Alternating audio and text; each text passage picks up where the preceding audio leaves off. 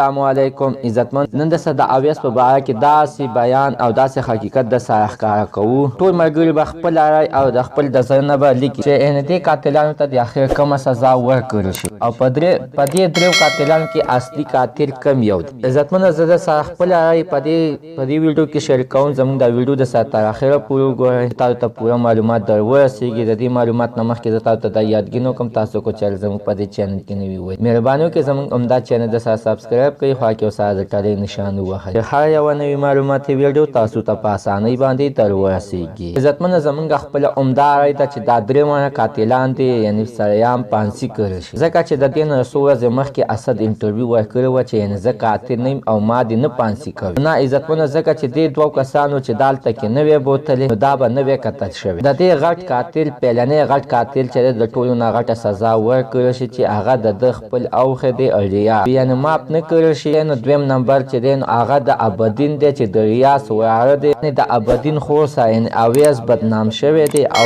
دا الزام یې په اویس باندې لګولی دی، ته به بار بار دغه غلط کار کول. او نمبر 3 اسد دی چې اسد ویلی دی چې د دې نه دوه ورځې مخکې په هغه انټرویو کې ته ویلیم دی، یعنې په تانه کې خفیه انټرویو د ورکړی ده، په هغې کې ته ویلي چې یعنې ما پرېږدې زه خو بېګناه یم، زما چا سره کار مار خو نشته دی.